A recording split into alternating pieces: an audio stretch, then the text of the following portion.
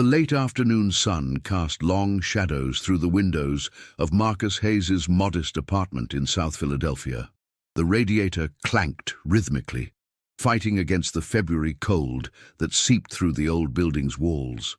Marcus stood at the kitchen counter, carefully slicing apples for his 7-year-old daughter Zoe's after-school snack, when 3 sharp knocks echoed through the apartment.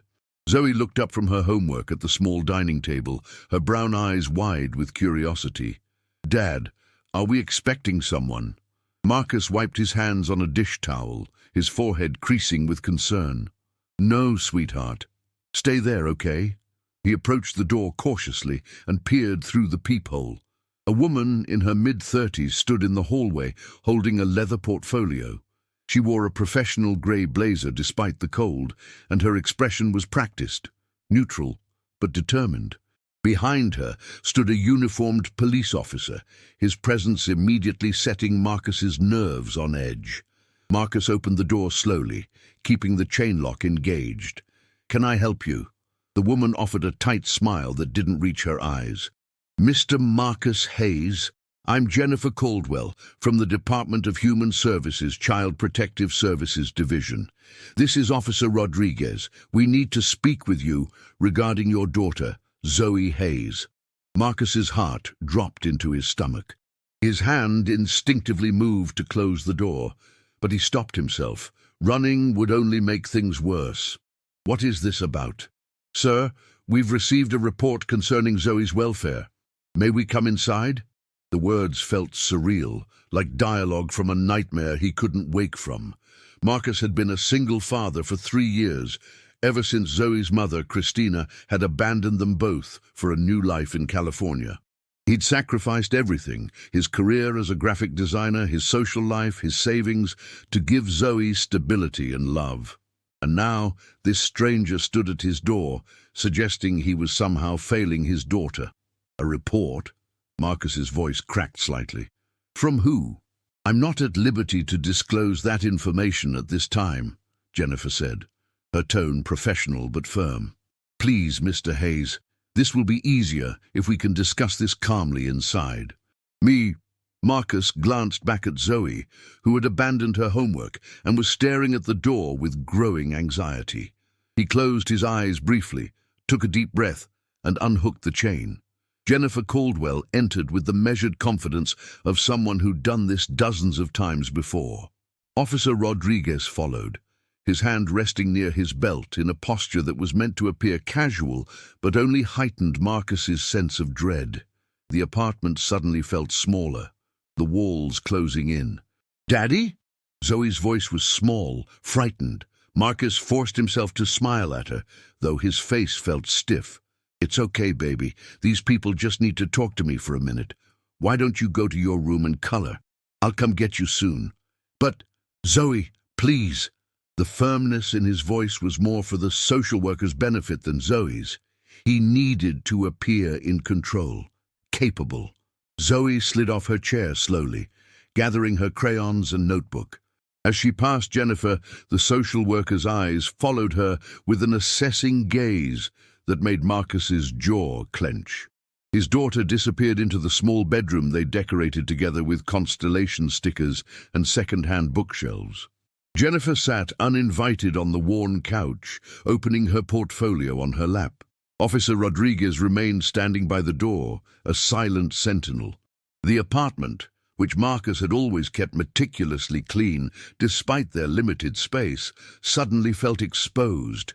The peeling paint near the window, the mismatched furniture from thrift stores, the stack of past-due bills he'd been meaning to sort through on the counter. "Mr. Hayes, we received a call 3 days ago from a concerned party stating that Zoe has been showing signs of neglect," Jennifer began, her pen poised over a form. "The report indicates she's been arriving at school in dirty clothes, appears underweight, and has made concerning statements to her teacher about being left alone." Marcus felt as though he'd been punched. None of that is true. Who said this?" Jennifer's expression remained impassive. "As I mentioned, I cannot reveal the source. What I can tell you is that we take all reports seriously. and I'm here to conduct a preliminary assessment. I'll need to ask you some questions, inspect the home, and speak with Zoe privately. Speak with her privately. Marcus's voice rose despite his efforts to stay calm. She's 7 years old. She'll be terrified. It's standard procedure, Mr. Hayes. Children are often more forthcoming without a parent present, especially if there are concerns about their safety. Her safety. Marcus's hands were shaking now. He clasped them together to hide the tremor. I would never hurt my daughter. I've given up everything for her. Everything. Jennifer's pen scratched across the paper, recording his response. Tell me about your current employment situation. The question felt like a trap, but Marcus had no choice but to answer honestly. I'm between jobs right now. I was working as a freelance graphic designer, but the work dried up over the holidays. I've been doing gig work, driving for a rideshare service, some food delivery, whatever I can fit around Zoe's school schedule. And your income from these gig jobs? It's enough. We make it work. It wasn't enough, not really. Marcus had been robbing Peter to pay Paul for months, juggling which bills to pay and which to let slide. The electricity had been shut off twice in the past year. Last week, he'd skipped lunch for 3 days straight to make sure Zoe had enough to eat. Jennifer made another note. The report mentioned dirty clothes. Can you explain that? Marcus felt heat rising to his face, shame and anger mixing into a toxic cocktail. The building's washing machines have been broken for 2 weeks. I've been hand-washing what I can in the sink, but it takes time to dry in this weather.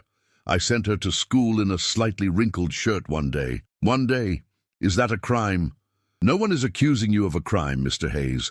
We're simply trying to ensure Zoe's needs are being met. Jennifer stood, her eyes sweeping across the apartment. I'll need to see where Zoe sleeps, your food storage, and the bathroom facilities.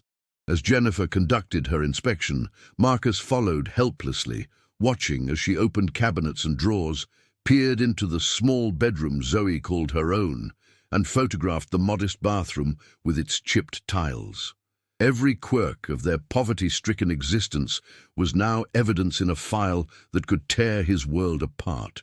When they returned to the living room, Jennifer sat again and pulled out a thick manila folder. Mr. Hayes, based on my preliminary assessment, I have concerns about the adequacy of the living conditions here. The apartment is below standard housing codes. I noted mold in the bathroom, inadequate heating, and limited food supplies. We have food, Marcus protested. Check the cabinet again. There's pasta, canned vegetables, rice. Minimal provisions, yes. But not what I would consider adequate for a growing child. Jennifer's tone was clinical, detached. Additionally, your financial instability and lack of steady employment raise questions about your ability to provide consistent care. Marcus felt the room spinning. This couldn't be happening. What are you saying?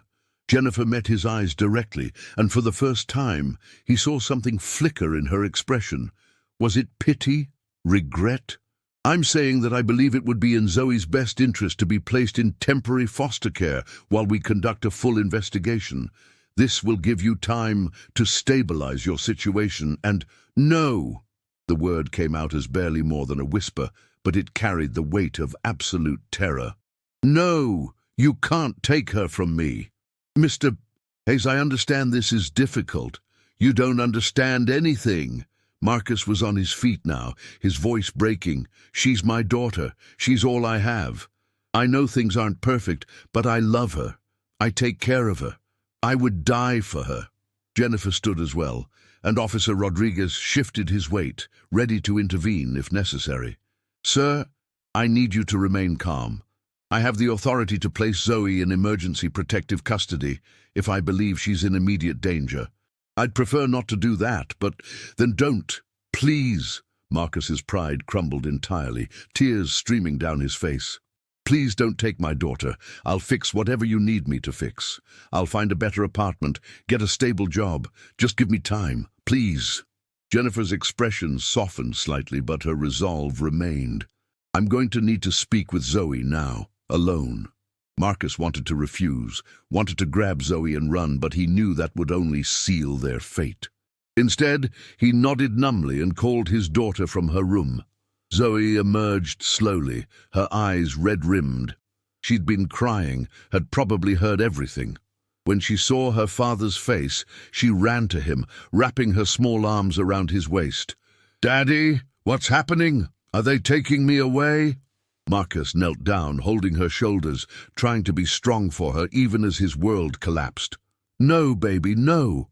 This nice lady just wants to talk to you for a few minutes, okay? You need to answer her questions honestly. Can you do that for me?" Zoe nodded, but her grip on his shirt tightened. Jennifer approached gently, her professional mask slipping enough to show genuine compassion for the frightened child. "Zoe, my name is Jennifer. I work with the city to make sure all children are happy and safe. Can we sit together and talk? Your dad will be right in the next room." It took several minutes of coaxing, but finally Zoe released her father and sat on the couch beside Jennifer. Marcus was ushered into the kitchen by Officer Rodriguez, far enough away that he couldn't hear the conversation, but close enough to see his daughter's face through the doorway. The interview lasted 20 agonizing minutes. Marcus watched as Zoe answered questions, sometimes nodding, sometimes shaking her head. Once, she pointed toward her bedroom. Another time, she wiped tears from her eyes. Each moment was torture for Marcus, who could only imagine what lies or misunderstandings might be sealing his fate. When Jennifer finally stood, her expression was unreadable. She spoke briefly with Officer Rodriguez in hushed tones, then approached Marcus with the manila folder clutched in her hand. "Mr. Hayes, I need you to sign some documents, acknowledging this visit and the concerns raised." What happens after I sign?" Marcus's voice was hollow. "I'll be filing a report with my supervisor. Based on my findings today, I'm going to recommend a follow-up investigation within the next 72 hours. In the meantime, I'm not placing Zoe in foster care." Relief flooded through Marcus so intensely, his knees nearly buckled. "But," Jennifer continued, her voice firm, "you are being put on notice. Any further reports, any indication that conditions haven't improved, and I will have no choice but to remove her from your custody. Do you understand?" Marcus nodded, unable to speak. Jennifer handed him the folder. "These are copies of the initial report, my assessment notes, and information about resources available to you, food banks, housing assistance, employment services. I strongly suggest you utilize them." As Marcus took the folder, his hands trembling, he glanced down at the first page. His eyes caught on a single line in the initial report section. "Anonymous caller reported concerns on February 18th at 3:47 p.m. But it was the next line that made his blood run cold. Caller identified herself as Christina Hayes, biological mother. Marcus looked up at Jennifer sharply.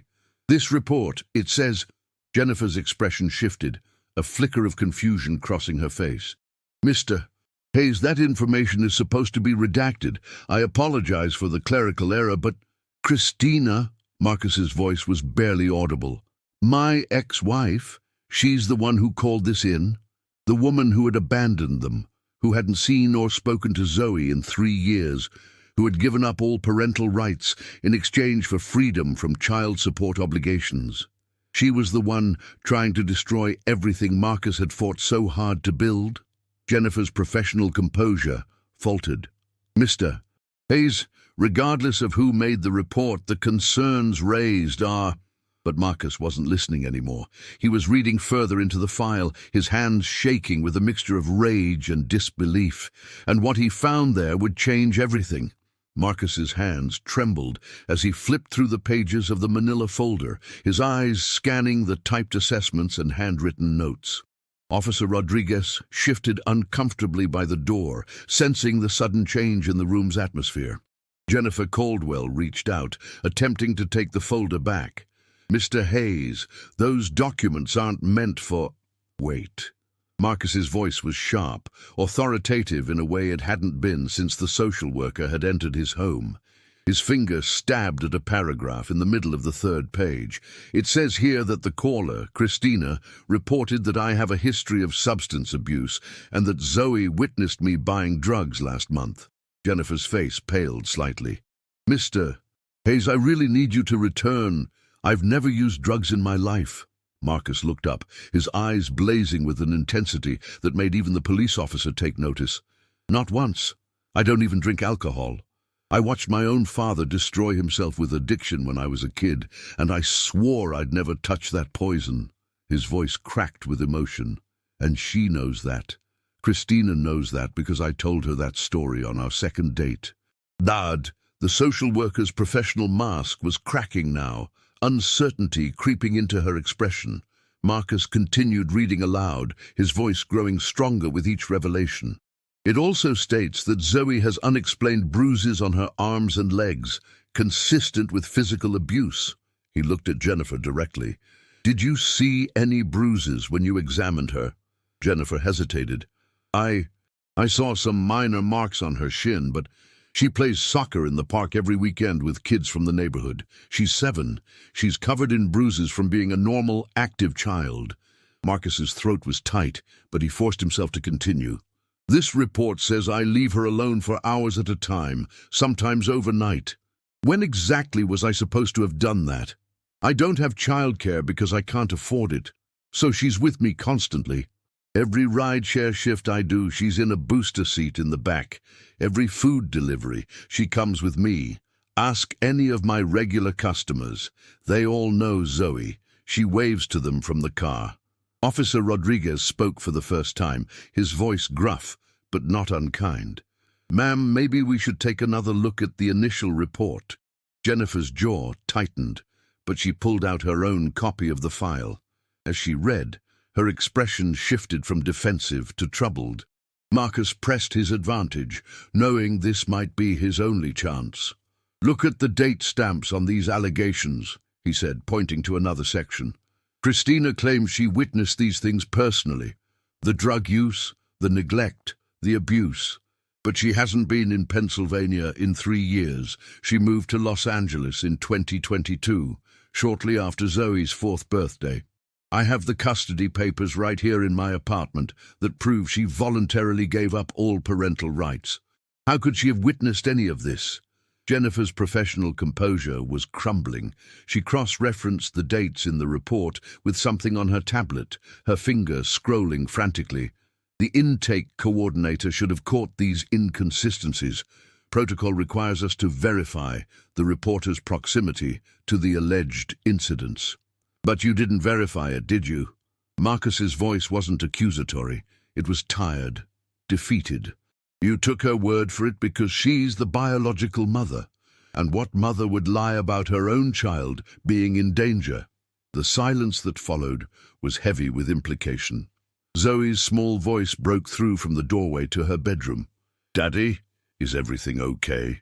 Marcus immediately softened, turning toward his daughter with a reassuring smile that took every ounce of strength he had left.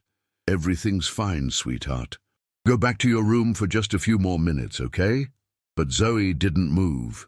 Instead, she walked slowly into the living room, her eyes fixed on Jennifer Caldwell. Are you still going to take me away? Jennifer knelt down to Zoe's eye level, her expression genuinely conflicted now. Honey, I need to ask you something very important, and I need you to tell me the truth. Has anyone told you what to say to me today? Zoe shook her head. No. Daddy always says I should tell the truth even when it's hard. Good. That's very good. Jennifer glanced at Marcus, then back to Zoe. Has your dad ever hit you or hurt you? No. The answer was immediate and emphatic. Has he ever left you alone in this apartment? Only when he takes the trash to the dumpster outside, but he always locks the door and tells me not to answer if anyone knocks, and he's only gone for like 2 minutes. Jennifer made a note. What about food? Does your dad make sure you eat? Zoe nodded vigorously. He makes my breakfast every day before school, usually oatmeal or scrambled eggs. And he packs my lunch. Sometimes there's not a lot of variety, but he always makes sure I eat first before he does. That last detail landed like a physical blow. Jennifer looked up at Marcus, seeing him with new eyes, the slightly gaunt face, the worn clothes that hung a bit too loose, the man who was clearly going without to ensure his daughter didn't. "Zoe," Jennifer continued gently, "do you know a woman named Christina? She might have called you or tried to see you recently." Zoe's face scrunched in confusion. "You mean my mom? No, I haven't talked to her since forever. Daddy says she lives far away and has a new family now." Marcus closed his eyes, the pain of that truth never getting easier, even after 3 years. Christina had moved on completely, new husband, new stepdaughters, new life. Meanwhile, he and Zoe had been left to rebuild from the ruins of abandonment. Officer Rodriguez cleared his throat. "Ms. Caldwell, I think we need to have a conversation outside." Jennifer stood slowly, her expression troubled. She gathered her folders and spoke to Marcus in a low voice. "Mr. Hayes, I need to make some calls. Don't leave the city for the next 24 hours. I'll be in touch." The moment stretched uncomfortably. Then Marcus asked the question that had been burning in his mind since he'd read that damning line in the report. Why would she do this? After all this time, why would Christina try to have Zoe taken away from me? Jennifer met his eyes, and for the first time he saw genuine sympathy there. "I don't know, Mr. Hayes, but I intend to find out." And after the social worker and police officer left, Marcus sank onto the couch, the adrenaline draining from his body and leaving him feeling hollowed out. Zoe immediately climbed into his lap, wrapping her arms around his neck. "Daddy, you're shaking." Marcus held his daughter tight, breathing in the scent of her strawberry shampoo, the cheap kind from the dollar store that she loved anyway. "I'm okay, baby, I'm okay." But he wasn't okay. Even with Jennifer's apparent shift in perspective, the damage was done. The case was open, his fitness as a parent questioned.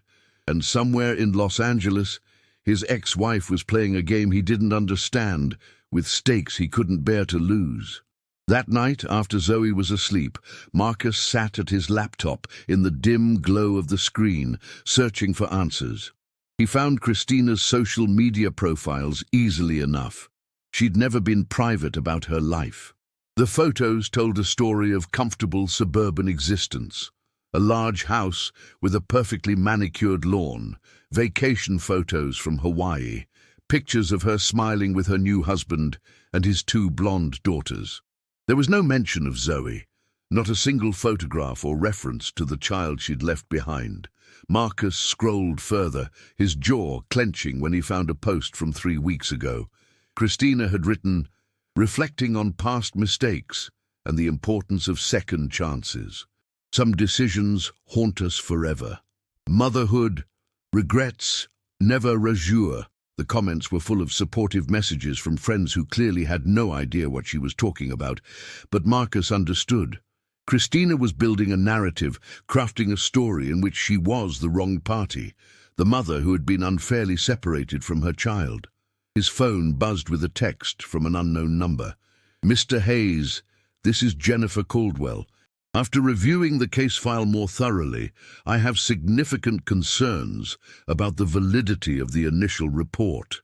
I've scheduled a meeting with my supervisor for tomorrow morning at 9 a.m.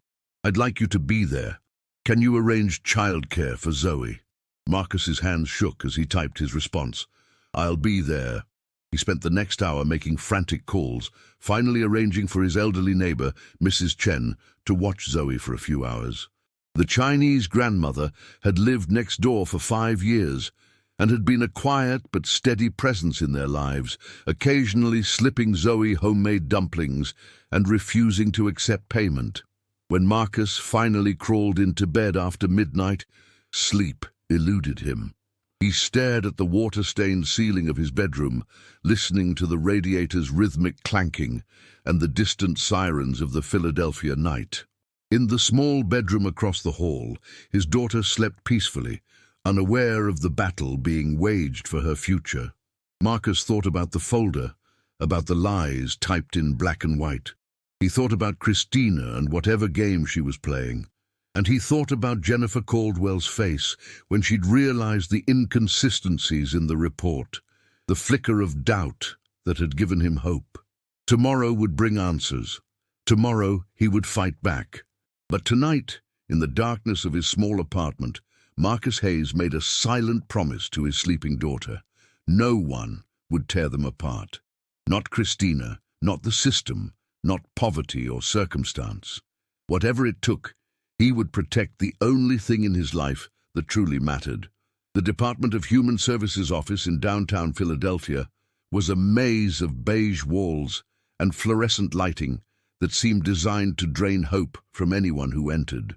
Marcus sat in an uncomfortable plastic chair outside a conference room, his leg bouncing nervously as he watched the clock tick toward 9 a.m. He'd dressed in his only suit, outdated and slightly too big now, but clean and pressed, trying to present himself as capable, stable, worthy. Mrs. Chen had promised to keep Zoe entertained with origami and stories, bless her heart. The 78-year-old woman had looked at Marcus with knowing eyes when he'd explained the situation in vague terms. "You are good, father," she'd said in her heavily accented English, patting his arm. "Anyone with eyes can see this. You fight for your girl." The conference room door opened and Jennifer Caldwell emerged, her expression unreadable. "Mr. Hayes, we're ready for you." Marcus entered to find 3 people seated at a long table. Jennifer, an older black woman with grey-streaked hair and sharp eyes, who introduced herself as Director Patricia Williams, and a thin man in his 40s with wire-rimmed glasses, who was identified as legal counsel for the department, Thomas Barrett. Director Williams gestured to the empty chair across from them. "Mr. Hayes, thank you for coming. I've been reviewing your case file since 6 o'clock this morning, and I have some concerns about how this investigation was initiated and conducted." Marcus's heart raced. "Concerns?" "Significant concerns," Williams confirmed, sliding a document across the table. "Ms. Caldwell brought several inconsistencies to my attention last night. I want to walk through them with you if you're willing." "Of course. I'll answer anything." Williams nodded approvingly. "First, let's address the source of the initial report. Your ex-wife, Christina Hayes, made the call from a Los Angeles phone number. Our intake coordinator logged the call and opened the case based on her allegations. However, upon further investigation, we've discovered that Ms. Hayes has not been in physical contact with you or your daughter in approximately 3 years. Is that accurate?" "Yes, ma'am. She left in March of 2022, signed away her parental rights that June. We haven't heard from her since. And yet her report contained specific details about alleged incidents, dates, times, descriptions of your apartment layout, claims of witnessing drug use and child neglect." Williams leaned forward. "Mr. Hayes, would you be willing to consent to a voluntary drug test right now?" Marcus didn't hesitate. "Absolutely." Thomas Barrett made a note. "We'll arrange that immediately following this meeting."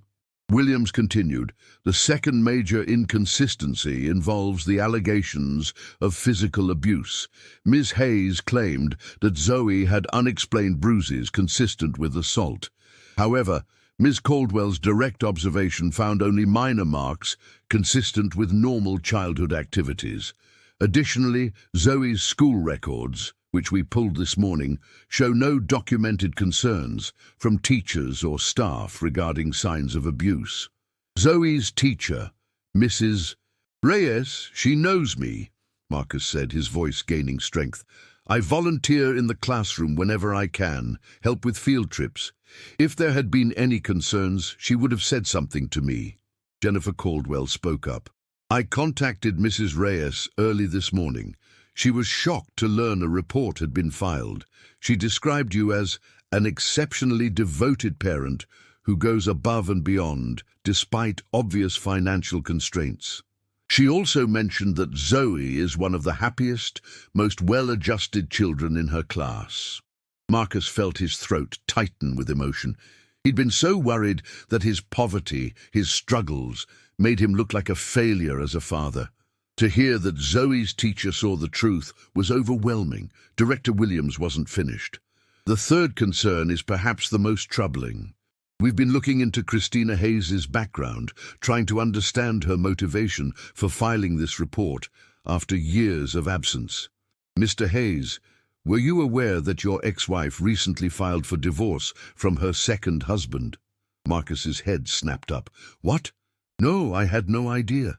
The filing occurred 6 weeks ago in Los Angeles County. According to court documents, there's a dispute over custody of her husband's 2 daughters from his first marriage, children that Christina helped raise for the past 2 years. Williams pulled up something on her tablet. It appears that in California, demonstrating a history of parental involvement and responsibility can impact custody determinations, even for step-parents. The pieces were falling into place, and the picture they formed made Marcus feel sick. She's trying to get custody of her stepdaughters by proving she's a fit mother, and to do that, she needs to establish a pattern of maternal concern and involvement. Thomas Barrett finished. Filing a protective services report for a child she claims to care about, even though she abandoned that child years ago, could be presented in family court as evidence of responsible parenting behavior. Marcus's hands clenched into fists on the table. She's using Zoe. She's willing to destroy our lives just to win points in her custody battle with her soon-to-be ex-husband. A custody battle for children who aren't even hers. Jennifer's voice was soft, but firm. I've seen a lot in this job, Mr. Hayes. People do terrible things for all kinds of reasons. The system is supposed to protect children, but sometimes it gets manipulated. I'm sorry this happened to you. Director Williams took control of the conversation again. Here's what's going to happen next. Based on the evidence we've gathered, I'm recommending immediate closure of this investigation with a finding of unfounded. Your drug test results will be expedited, but based on everything we've reviewed, I don't anticipate any issues. Relief flooded through Marcus so powerfully he thought he might collapse. However, Williams continued, her tone cautionary, there are still concerns about your living situation that are legitimate. The apartment conditions Ms. Caldwell documented. The mold, the inadequate heating, the broken washing machines, these are real issues that affect Zoe's well-being, even if they don't rise to the level of neglect. Marcus nodded, shame burning in his chest. I know. I'm trying. I work every day, but it's never quite enough to get ahead. Which is why, Thomas Barrett interjected, we're going to connect you with resources. There are programs specifically designed to help single parents in situations like yours. Rental assistance, subsidized housing wait lists, job training programs. Ms. Caldwell has already compiled a comprehensive list. Jennifer slid a thick packet across the table. I also took the liberty of contacting a non-profit legal aid organization. They're willing to take your case pro bono if you want to pursue a restraining order against Christina to prevent any future harassment or false reports. Marcus stared at the packet, overwhelmed.